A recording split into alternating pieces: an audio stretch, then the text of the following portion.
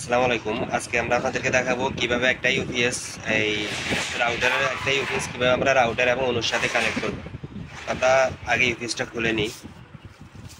এটা হচ্ছে মার্শিভার KP1 মডেলের একটা ইউপিএস। ইউপিএস এর সাথে যা যা দরকার সবগুলোই দেওয়া হয়।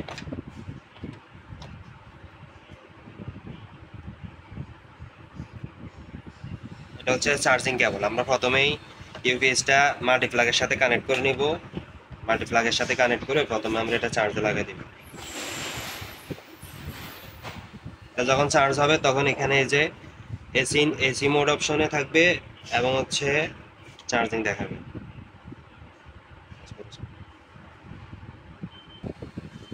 হ্যাঁ, ইউপিএসটা চার্জে লাগানোর পরে যে এখানে একটা এসি মোড অপশন আছে, এসি মোড অপশনে লাইন চলে আসবে, এসি মোড অপশনে লাইট জ্বলবে।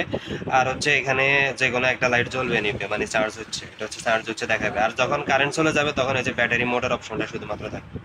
তো এটার সাথে আপনারা দেখতে পাচ্ছেন এখানে কয়েকটি কেবল দেওয়া আছে। এই যে এখানে দুইটা কেবল দেওয়া আছে, এই দুইটা কেবল কিন্তু একই রকম।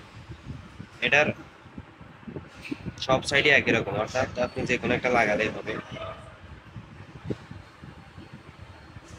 আমরা হচ্ছে প্রথমে দেখে নিব, এটা হচ্ছে আমাদের অনু, আপনারা জানেন অনু। আমরা দেখে নিব যে অনুর পিছনে এখানে লেখা আছে যে 12 ভোল্ট লেখা আছে। তো আমরা এখানে অনুর পাওয়ার লাইনটা দিব, দিয়ে এখানে আমাদের ইউপিএস এর যেটা 12 ভোল্ট আউটপুট, আউটপুট 12 ভোল্ট যেটা আমরা এটা দেখবো। এই যে ইউপিএস এর এখানে লেখা আছে যে এটা হচ্ছে 12 ভোল্ট, এটা হচ্ছে 9 ভোল্ট, এটা হচ্ছে 12 ভোল্ট। আমরা এখানে 12 ভোল্টে লাগাই দেবো। 12 ভোল্টে লাগাই দেওয়ার পরে দেখেন এই যে অনুর মধ্যে পাওয়ার চলে আসছে।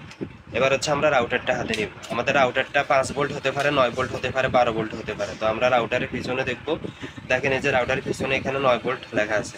তো আমরা সেম করব কি, রাউটারের মধ্যে এই যে পাওয়ার কেবলটা লাগাই দেবো। পাওয়ার কেবলের কিন্তু এই সব কিন্তু একই রকম, মানে মাথা সবগুলো একই রকম, আপনি যে কোনো একটা লাগালেই হবে। তো এবার আমরা রাউটারেরটা লাগাবো কোথায়, 9 ভোল্টের মধ্যে। তো দেখেন এখানে ইউপিএসের এই যে 9 ভোল্ট আছে, এটার মধ্যে 9 ভোল্ট আছে, আমরা এখানে লাগাবো। ঠিক আছে, এই যে দেখেন রাউটারে পাওয়ার চলে আসছে, অন্যতেও পাওয়ার চলে আসছে।